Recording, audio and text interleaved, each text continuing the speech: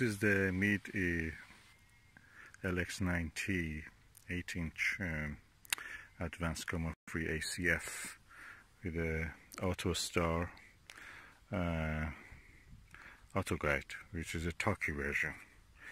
And now is doing I've leveled it using my mobile phone and also True North. It found the True North for me. I've attached the Velcro on the back of this and the side, so I can attach this if I want. I'm not going to use that thing for here. There's a clamp, and I'm not going to enter. There's no pointed. So it's searching now for the Star Vega. Of course, I've not attached anything yet. No, as you can see, no back focal tube, no diagonal, no nothing else. Okay, I'm just letting it do its job. As you can see, this daylight, of course, you cannot see much. So I just say that I agree with it. That is a Star Vega, and I'll let it go now for the Star Capella. And he's looking now for the Capella.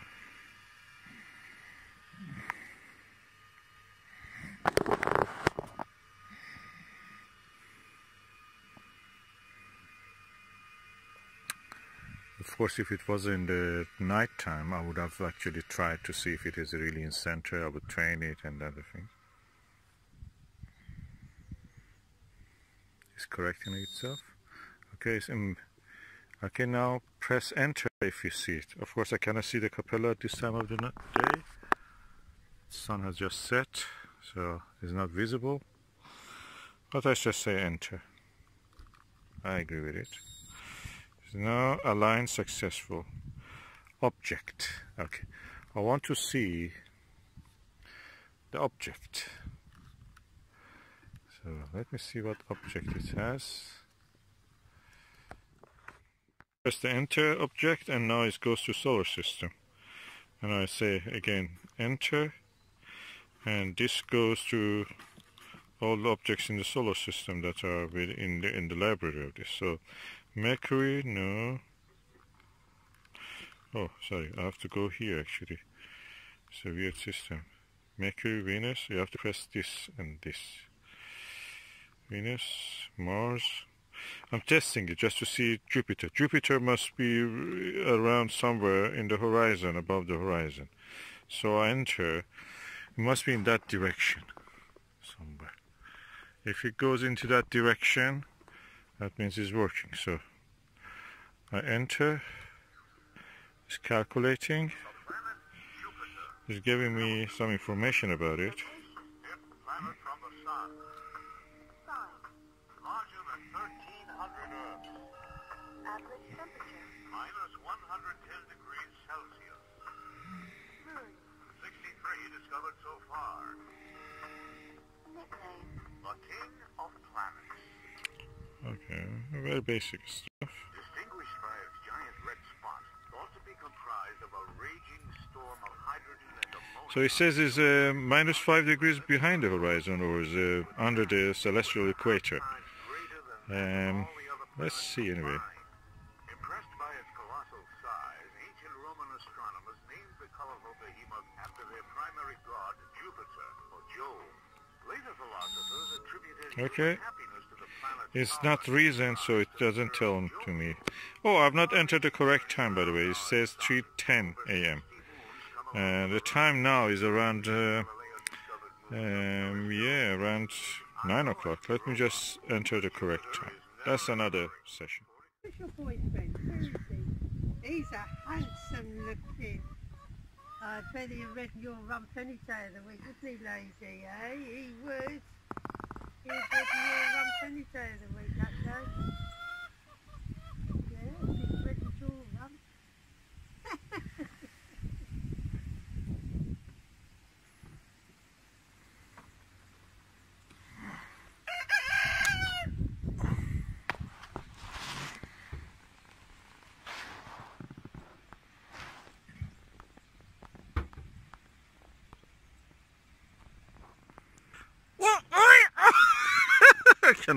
I lost my voice.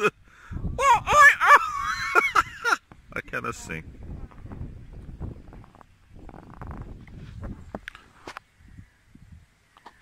He understood that I'm not a threat to him.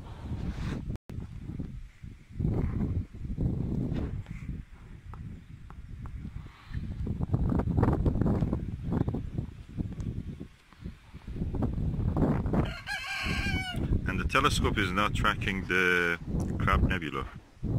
During the night, or as they said, during the war, last night, it couldn't find any object correctly.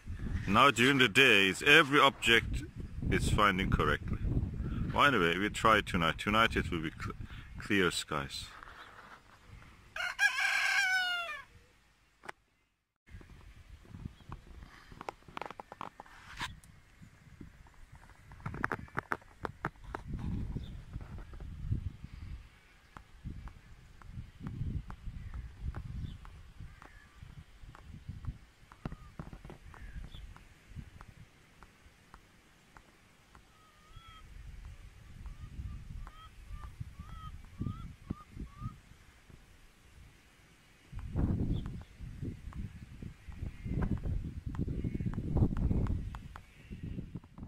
I recommend when you get a telescope, a Meade telescope with go-to system, reset the auto star. You go to the mode and go down using these scroll buttons here, and you go down or up and find reset. You have to reset it.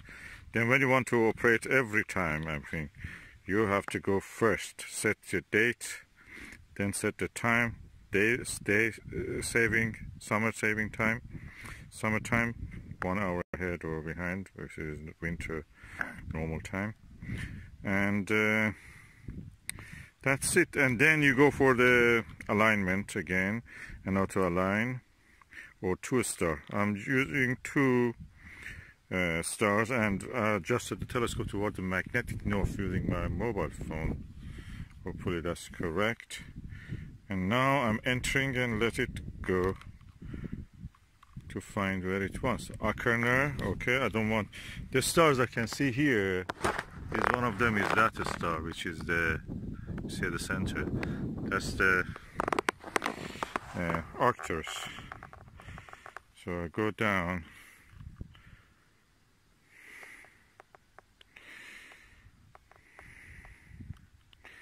to find the Arcturus.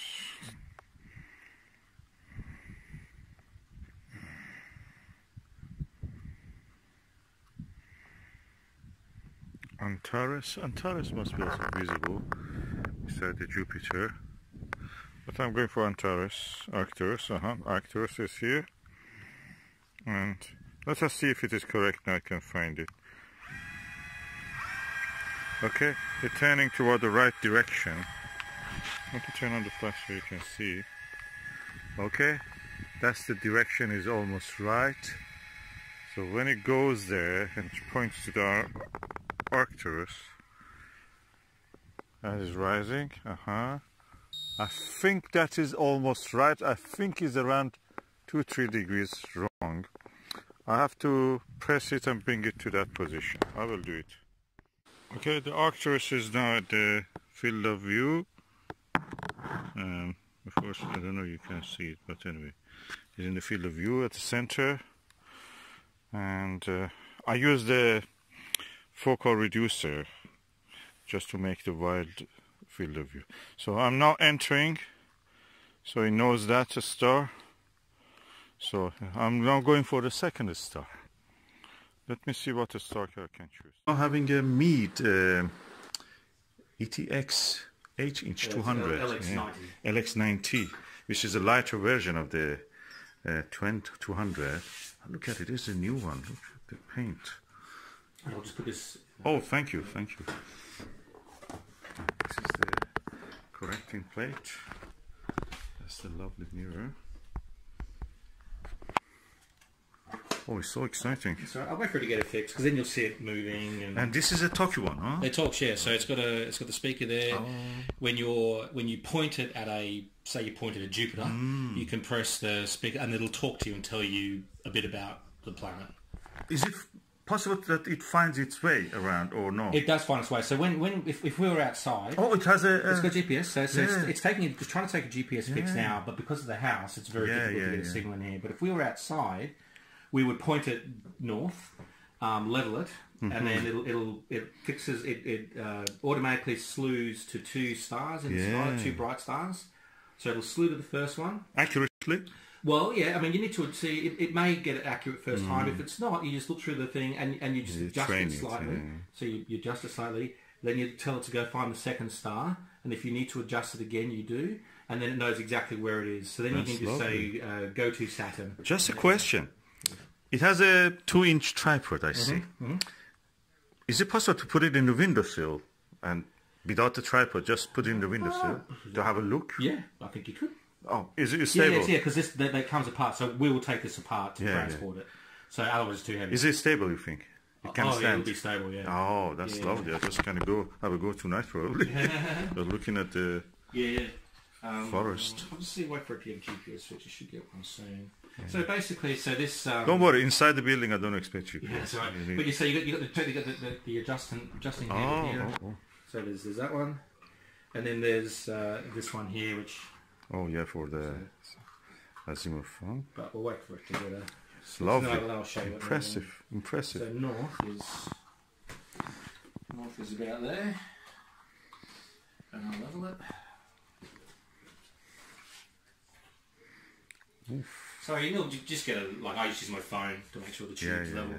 I think I use a Vixie for this. There's an angle.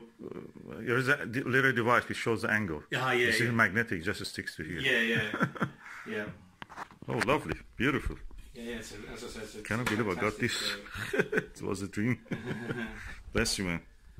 I mean, you can see the details on Jupiter, the rings. All that thing you can see very easily. I tried to actually photograph the Jupiter the other night.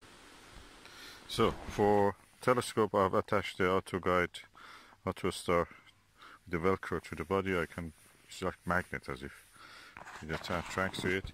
And for the second star, I'm going to choose a star which is right above our head.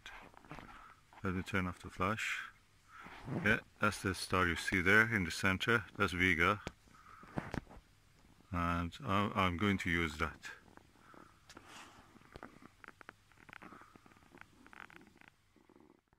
I've not chosen the star Vega. The easiest way is not to go alphabetically A, B, C, D in the name of the first letters of the stars. Go upward, scroll upward and reach from the end to the beginning. So I'm now going to enter this. And telescope will start to slew toward the target, as you may be able to see.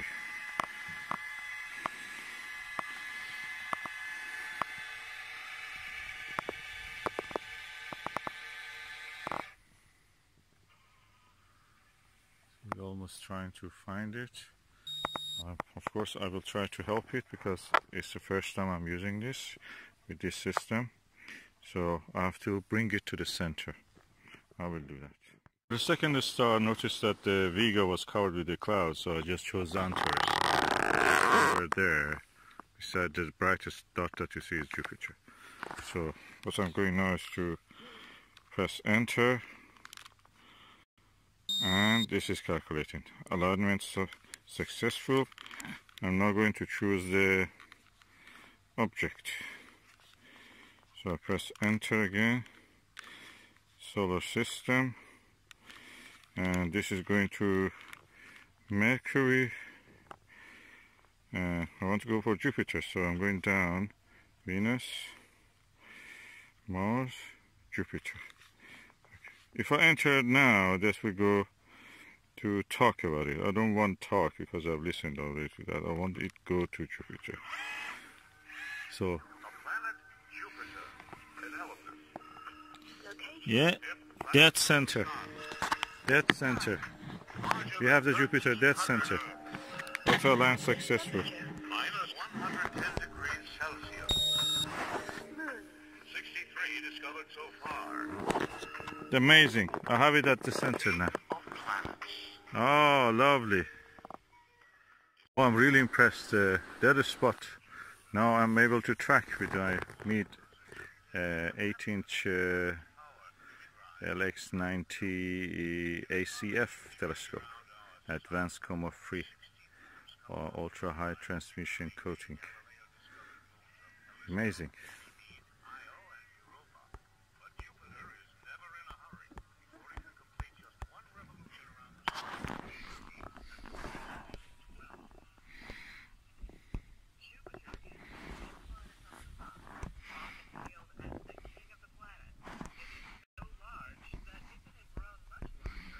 That's amazing. I finally succeeded. What I did was that I didn't go for auto align. I went first resetted the handset. Second, what I did, I went and actually set the date, set the time, and then saved for the, of course it's summer now, daylight saving time. I set it up also for that. Then after that I went and chose the old compass alignment. I used the compass by the mobile phone. There is an app for that. Leveled it with the app also. And then I asked it to go and find 2 stars for me, 2-star method. Instead of the easy way, I went for the 2-star method. The star, one of them was Arcturus, the other was Antares, and it really did the job well. And now after that I went to Jupiter, and now I was listening to Saturn. Now I'm going back to Jupiter again.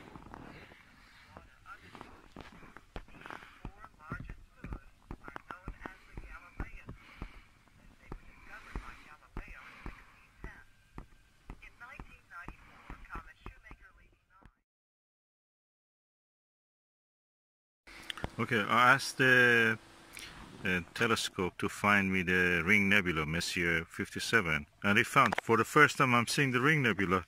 It's, with the averted vision is clearly there, and oh, I'm so excited. I love this telescope. That's such a good piece of kit. Oh, exciting.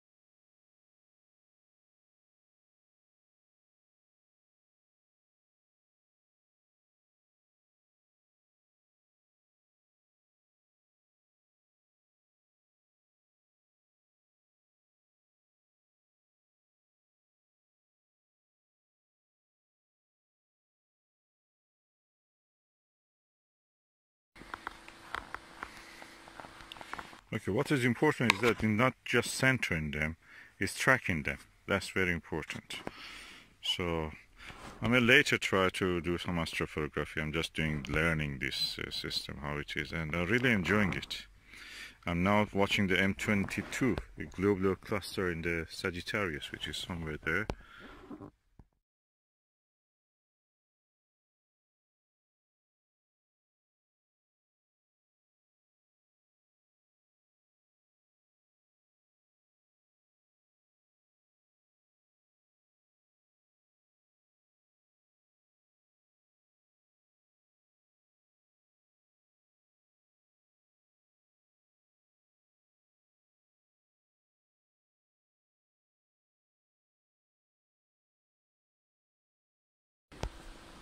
Okay, I'm using the Meade LX90, and of course I'm going through a tour. Is now going into M5, Messier 5 is a globular cluster in the Ophiuchus constellation.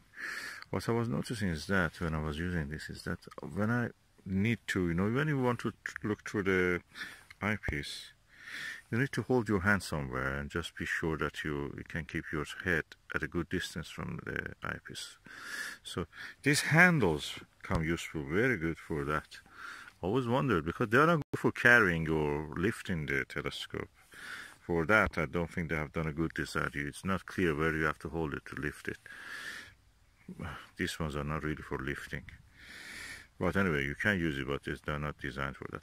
I think the design is just for holding it when you're observing. And it's very sturdy, actually. When you hold it, no vibration in the eyepiece. That's amazing. I love this setup.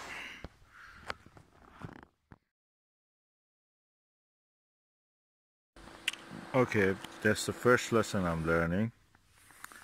Dew forms on the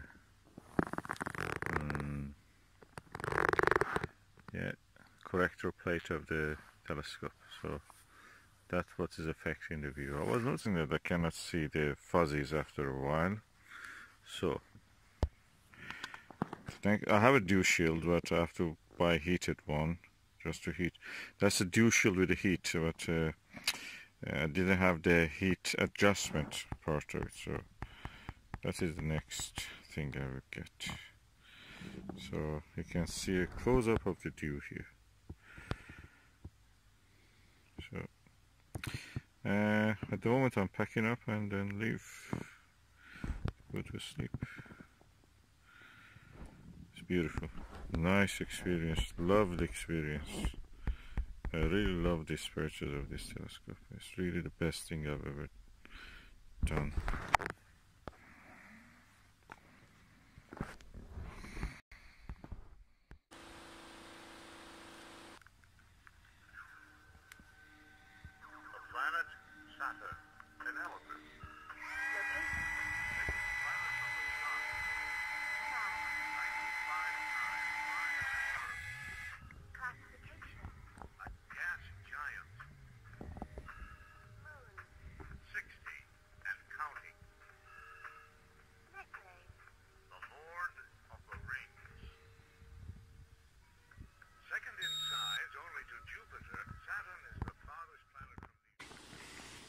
Oh, that looks really nice.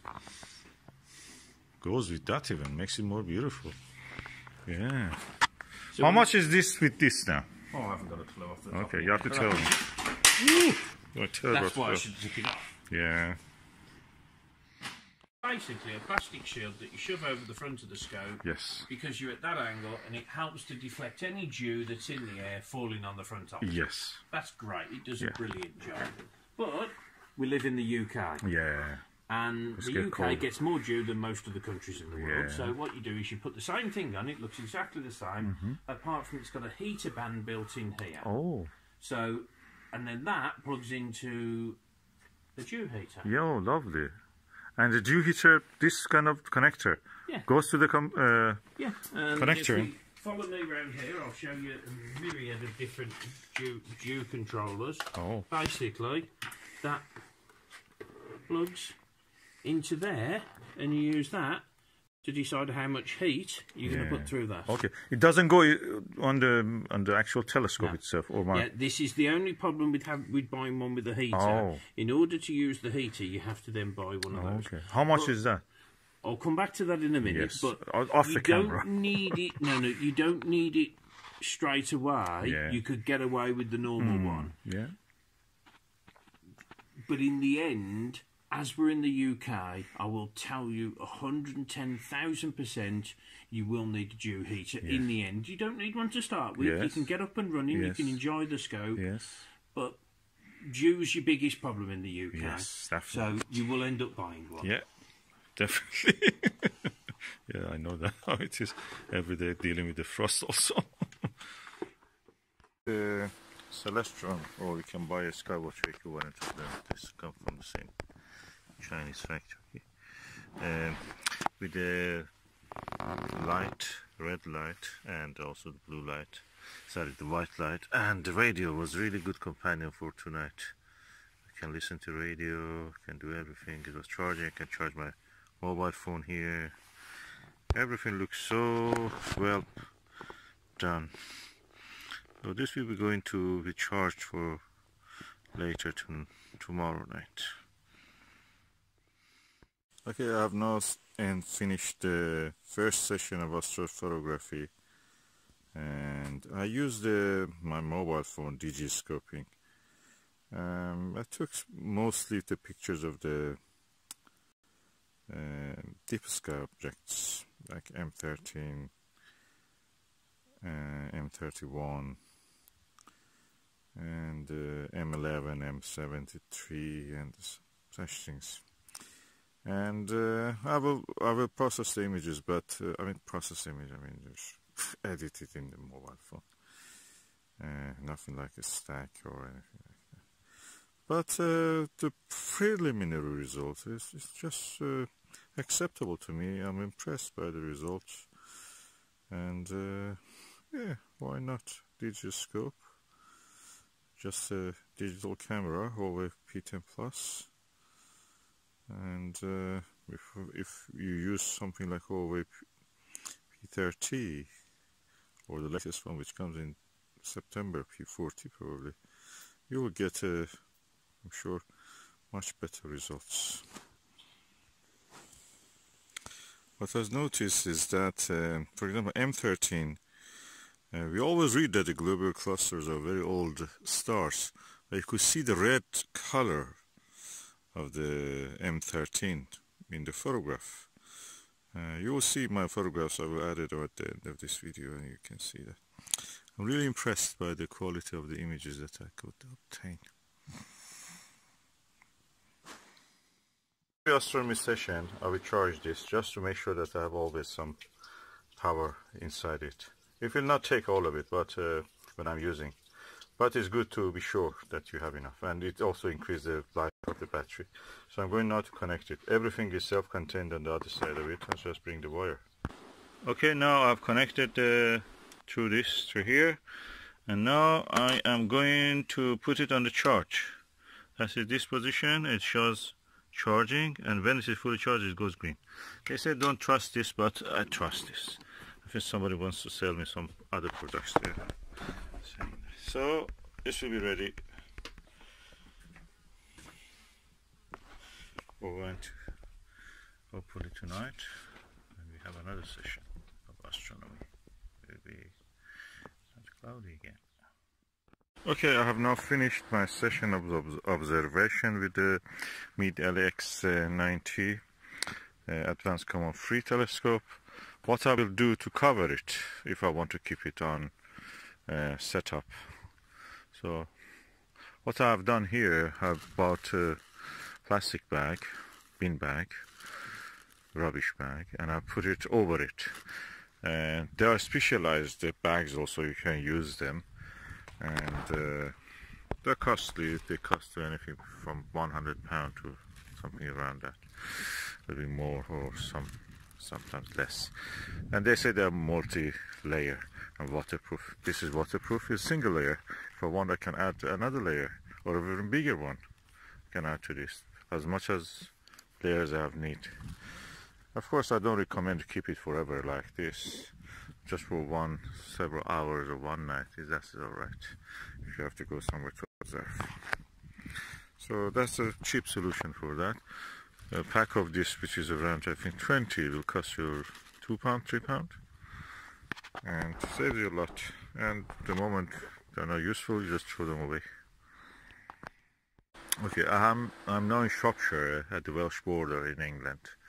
I have been to many places to look at the Milky Way and the solar eclipse and such things.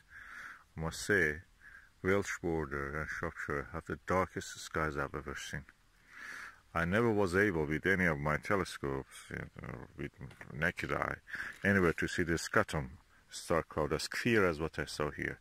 It's one of the prominent star clouds in the Milky Way. And I saw it here in Shropshire. But naked eye. And really impressive. If people in the UK, I mean, I know that they are going to different places.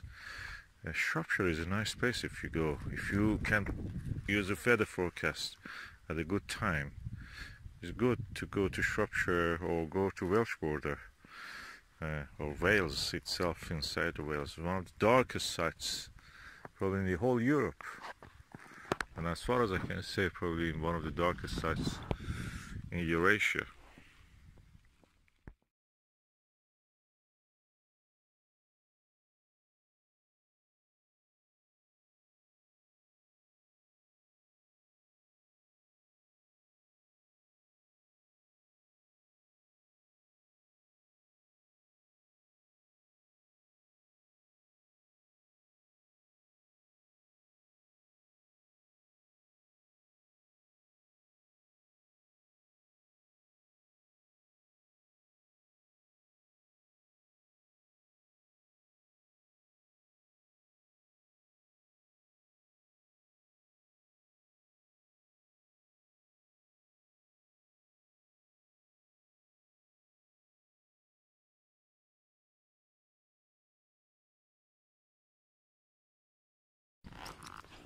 Okay, I had a visit to the mill which is there.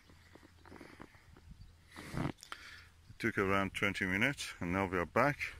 Most of the condensation has gone, so it worked. Beautiful telescope, I love it. That last night we had a lovely view of the sky. Everything I pointed I could see. And the Milky Way is amazing here. I think this is one of the darkest sites in the world probably. Because in Wales and Welsh border there is not much people. And there is not much light. So it's amazing what you can see here. I'll leave it open for a while just to completely dry up.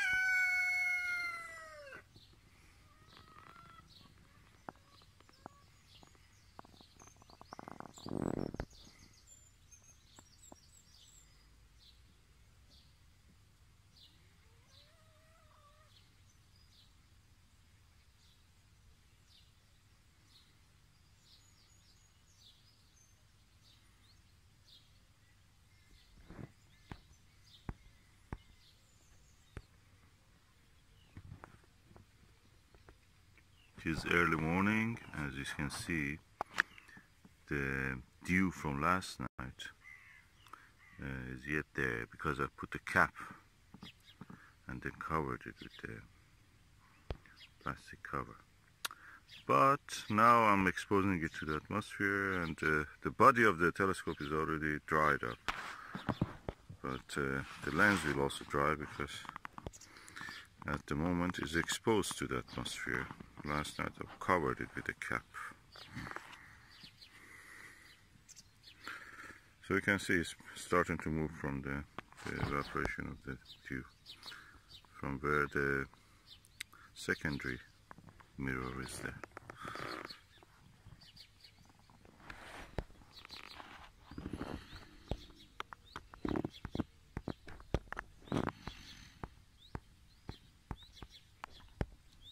So probably next time I'll bring a little heater also, I mean hair dryer. But the best thing is to have a device, even I can build it myself, is a Constantan or Necrom wire with a little battery attached to it. So it just will heat it up. Even when you get a new telescope, sometimes you see that they have drilled holes there. This hole actually I know what is it for. It was for holding my Losmanti bar with 2 rings, and attaching to the ring was a 80mm Orion refractor. Very good idea. But these holes, I wonder if I don't close them, the atmosphere will cause the dampening of the inside of the mirror, inside the tube. The air will go inside it, and gradually we will have build-up of the moisture, and moisture leads to the mold. I wonder, should I cover these holes? I will wait until a hot day, and the hot day when the moisture, everything coming out, hopefully, I will cover them with something. Even a blue tack may do that temporarily. But I can clearly see this hole. Behind it is a secondary mirror and collector plate.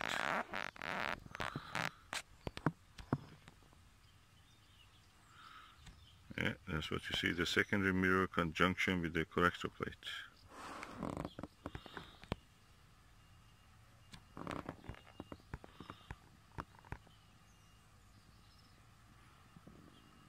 It's amazing how much deep laser you can see there, and they don't affect the viewing as much as you expect. I think the secret of my success with observation of many of the faint fuzzies, nebulas and deep sky objects was that I put this Celestron, or we can use Meade. Meade one is a little bit, I noticed, is too more, shows the secondary mirror too much. But this Celestron one is alright. And if you use Antares, that will be also alright. This focal reducer actually made the field of view wider. So when I'm looking at the faint fuzzies, which are, big, I mean, it can be up to 2-3 degrees in the case of the Andromeda galaxy. If you look at with a narrow field of view, you will not see the contrast between the darkness of the sky and the brightness of the faint fuzzies. So this actually increased the field of view, and I could discern them against the background of the sky. And I think that was the secret for that. This was really good. Get a focal reducer to use with.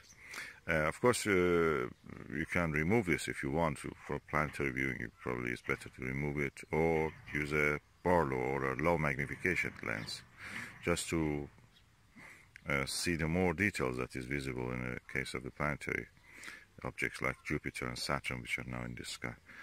And for other things, for very wide objects like the faint fuzzies, nebula clusters, and all the things, it's better to have the focal reducer. So we have almost 2 degrees here. This is 10 millimeter. I had a 40 millimeter last night, and this 40 millimeter, and with this focal reducer, the widest possible field of view was around 2 degrees, which is really good for moon widths you could see.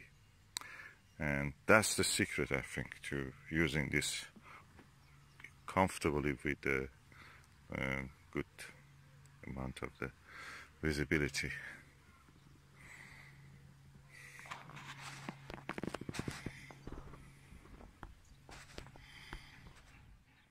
This is the heaviest and largest telescope I've ever used on a windowsill. This is the 8-inch Meade LX90 ACF Advanced Coma free latest model, and I'm using it on the windowsill. This part of it is around 20 kilos on its own, so quite heavy, but it's stable at the same time. I'm using it in the ultra-azimuth mode because the window that I have is not big enough for turning and positioning and letting it automatically go and find the north and level itself and everything based on the GPS that it has, because that way actually it will hit, the tube will hit the window. So I'm using it, and yeah, the result is nice. I really am pleased with this. Before that, the biggest telescope I was using in the year was a 6-inch Schmidt-Cassegrain Skywatcher SkyMax 150p, and now I have an 8-inch telescope here.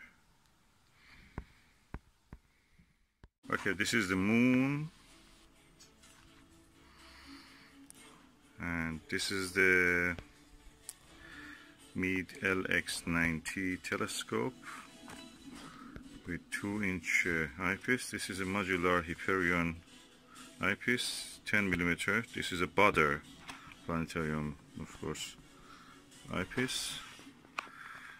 Finding the low focal length eyepieces is difficult for 2-inch, because 2-inch barrel sizes, because some say that these are equal to 1.25 eyepieces. So I don't believe in that. The eye comfort of the 2-inch is much better than the 1-inch.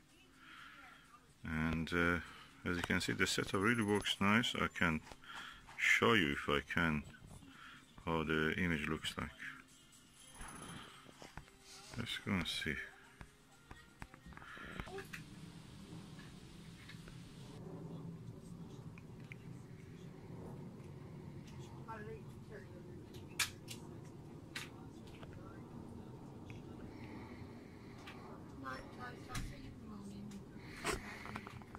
My hand is shaky, so I can't really hold it. I have to use one of those camera adapters, but it's too late for this.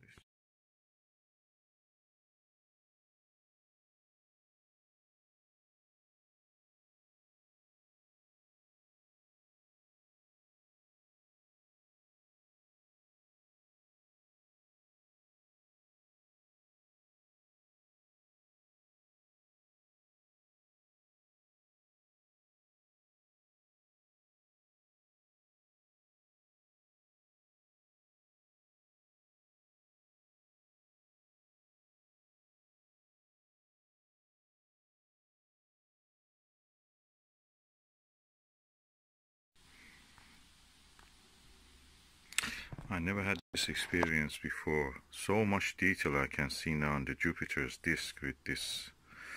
I wish I could show it properly, but my hand is very shaky. I cannot show it really as good as I wish.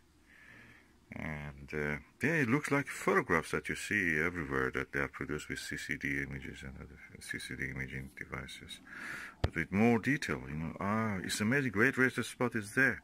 It's beautiful. And that is the moon. That faint dot is the Jupiter, and I can see the great red spot and all the details, all the blue patches and everything, blue green patches. With this other Hyperion 10 millimeter 2-inch modular eyepiece. Everything here is Butter except the telescope, which is the Meade. And the attachment back focuser is also, focal reducer is Celestron 0.6263 focal reducer. So I may just remove that and just see how it will be without that.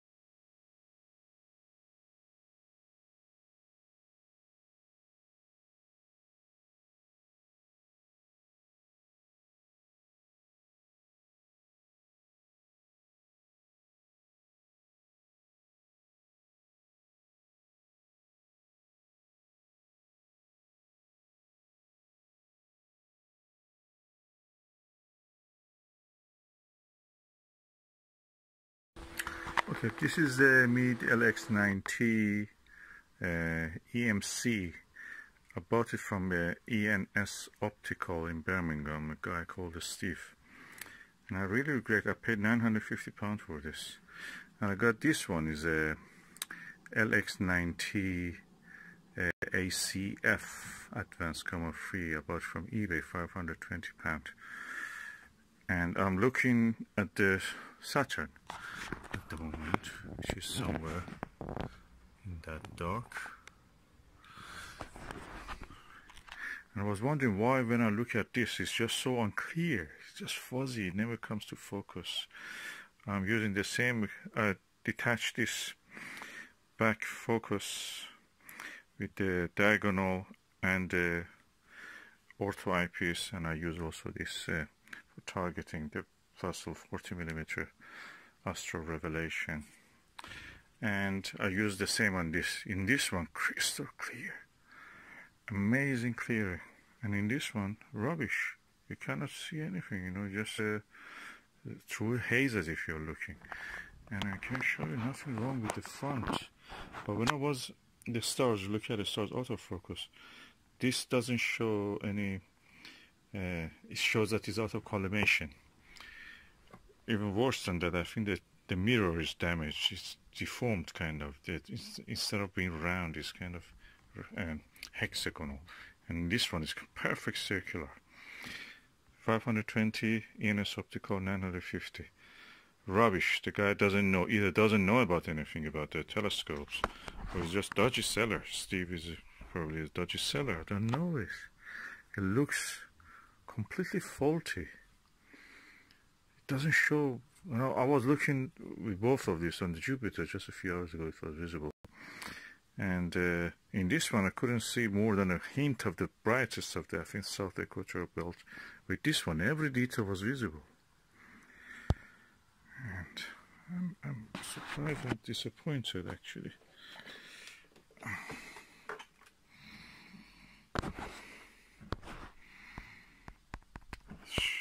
ENS Optical, I don't think they really know anything about the optics, or they don't care about the customer or anything like that. I don't feel that they really care. They get anything that's from eBay, they buy it and they sell it as it is. They don't do anything. I saw that. I have a video, you can see that how with a dirty cloth he was actually scratching this corrector plate as if cleaning it, but nothing more than vandalism. So, difference between an honest eBay seller, individual home seller as you can call it, and this is a ENS Optical, a company who buys everything. It's a shop practically, buys everything from eBay and just sells it again on eBay, but in a very dodgy way actually asks the people in the eBay to come to their website. Now I understand why they ask this. I think the reason they ask it is because they ask people to come to their website and buy it from there, have a £50 discount. When you go there, in my experience, that's what happened to me. They kept my money for 1 month. They didn't send a telescope. 1 month my money was in their hand. And you don't have that vulnerability when you shop from the eBay, because practically within the 28 days they have to send it. Otherwise, you can just go and cancel it. And you can confirm it also if you are not happy. They definitely have to give it back. When you go to the website, there is no such a guarantee. That's it. You're at the mercy of them.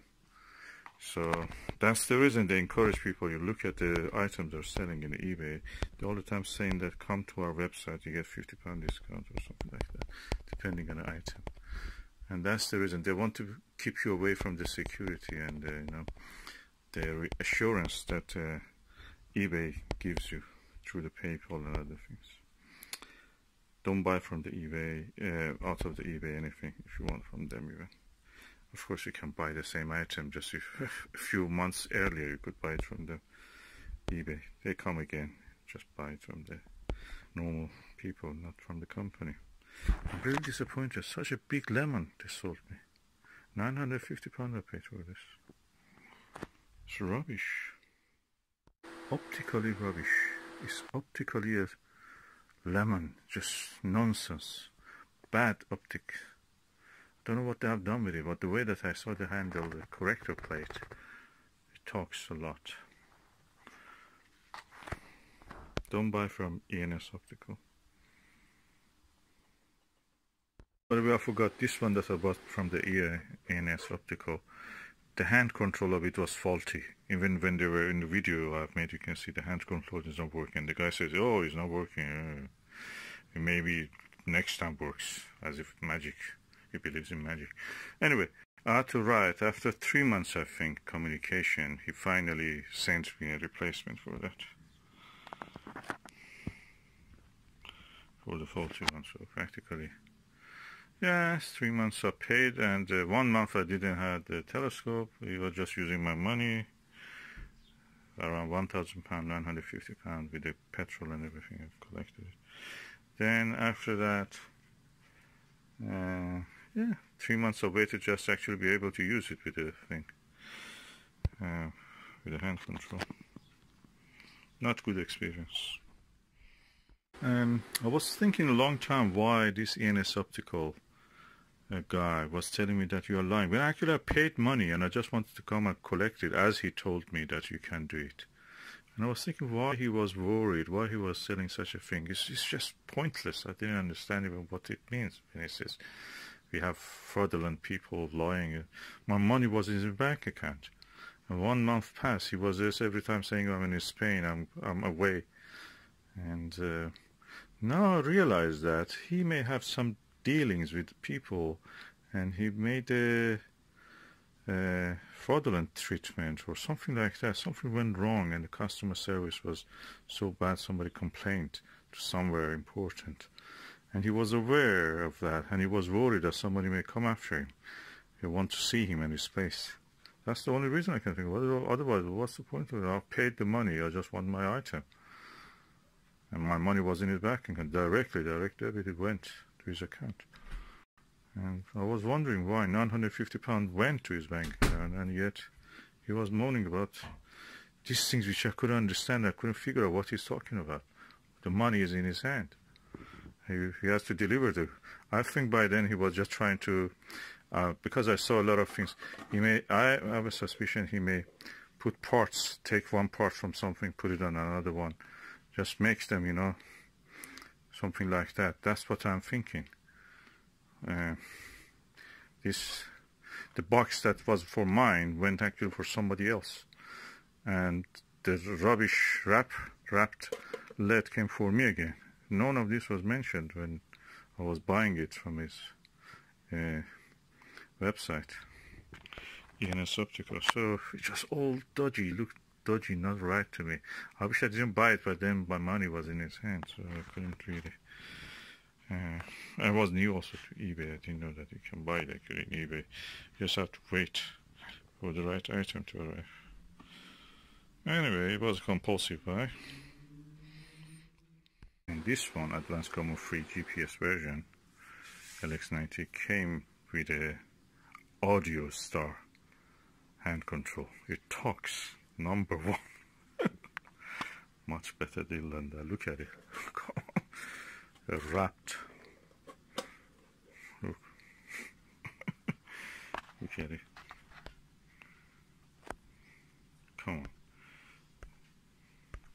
And we want to go out of EU with this kind of businesses and trades and manufacturings. I don't know really. This is a customer service we get.